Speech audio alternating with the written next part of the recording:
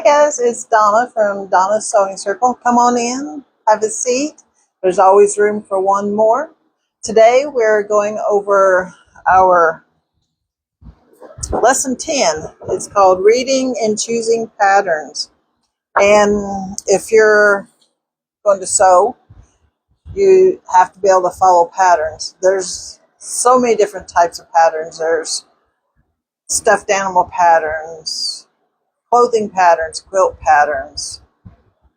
Everything has a pattern, and you've got to be able to learn how to read it. And the first thing I can tell you is don't freak out. Take your time. It's all in English. Okay, what I'm going to show you today is this pattern. It's for beginners. You want something that says easy. There's various kinds. Let me get in my little drawer here and see if I can find a few others. If not, let's see. Okay, this one says very easy. So you want to look for something that says easy on the cover, especially as a beginner. This one says, Butterick has one that says fast and easy. I collect patterns. I just love patterns. I love anything to do with sewing. Anyway, we're working on this one today. So to learn to read a pattern, first off, find one that says easy. And the next thing is we look at the back. Now the sizes are up here, so you want to see if it fits the child or you, whoever you're making it for. And then on the back, it shows you the measurement. And it tells you the chest size, the pants size, whatever you're making, it'll tell you the measurements. And this one's in 3 languages: English, I think it's French, and Spanish. So it's got 3 languages. So don't be overwhelmed like, oh my gosh, all these instructions. You just have to worry about this right here. And this will tell you what kind of fabric this item requires. It tells you everything you need. You need a 7-inch zipper for this project. And let's see, interfacing, elastic. And then they'll tell you what the finished garment sizes will be. So this is the start. You always start here, the package. And then once you get it home and you open it, you have instructions. Again, it's in 3 languages, so don't freak out because all this is not for you. You're just going to be 1/3 of the instructions is for you. These 2 pages here, these 2 sides. And the pattern, it'll tell you how to lay it out. It tells you seam allowance. The pattern will tell you everything you need to know. And if you're feeling overwhelmed, take it one step at a time. Like the very first thing you need to do is press it and possibly wash the fabric. And after you wash it, be sure you press it, because a lot of times they'll come out of the washing machine really wrinkled. And just follow it. And if you ever get stumped by something, it's like, I don't understand that language. Now that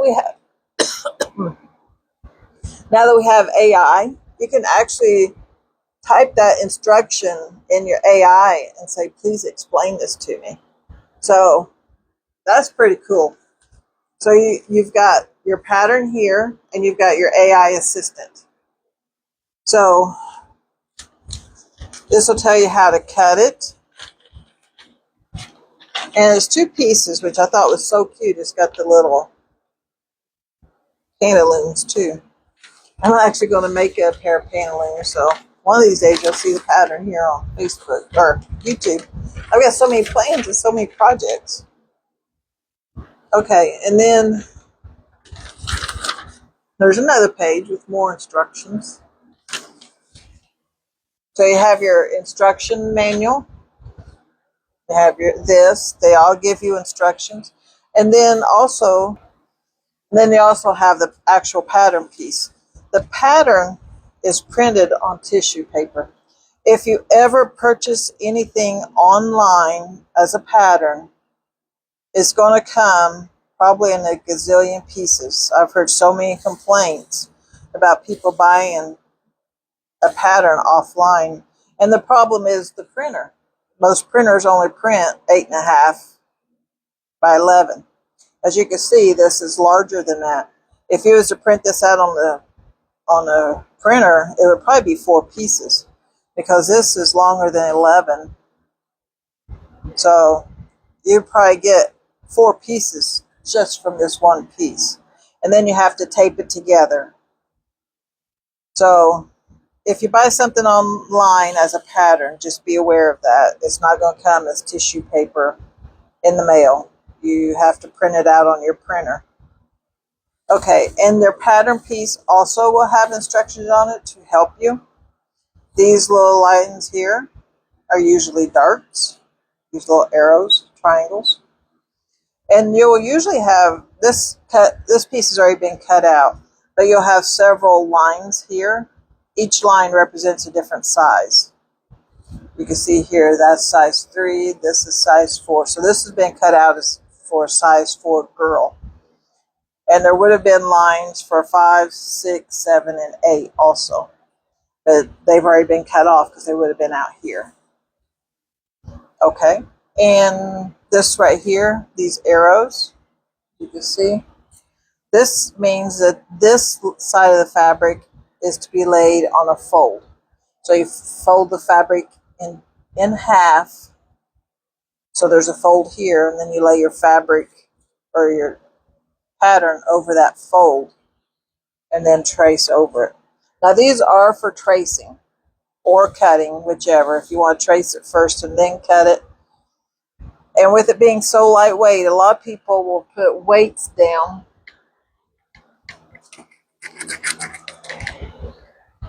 These are what I have.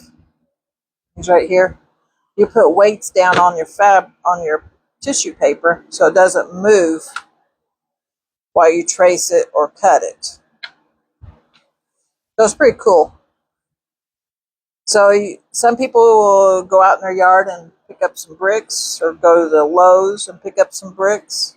Whatever you can find. Some people actually use weights, like 5-pound weights or 1-pound weights that you can get in the store.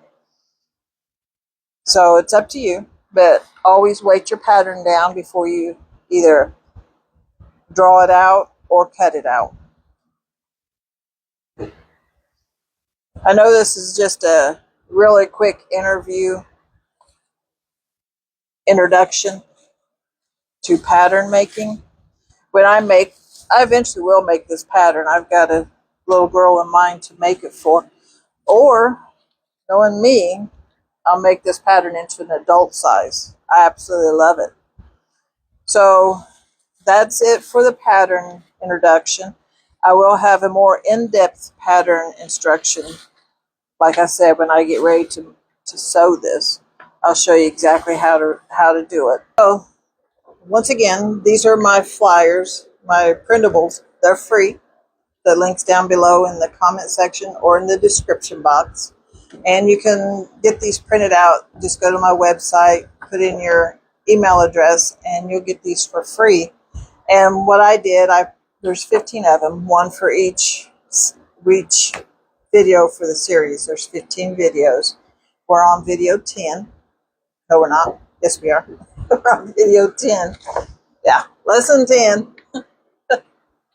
So I took them to the library, printed them out on cardstock, and then they laminated them. Then they're really cool to keep by your sewing machine. You could also put holes in them, 3-prong holes. Start your own little booklet of them. And they're really handy to have around. Also in the description box or the first comment, you will find links to my Amazon Kindle book or my Amazon paperback workbook. And it also goes with the series. It's a lot more in depth. These are just some basics like I went over today, but there's more in-depth information in the books themselves. And the book, the paperback book that you can purchase, there's 15 pages for you to cut out and frame that you can hang in your sewing room for decoration.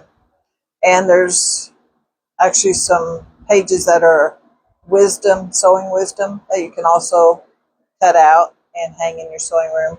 So hope you enjoy it, and I will see you tomorrow, well, or later today, in lesson number 11. Just click on the playlist if you've missed any of the videos, and you can binge watch all of them straight through. I will see you later. God bless.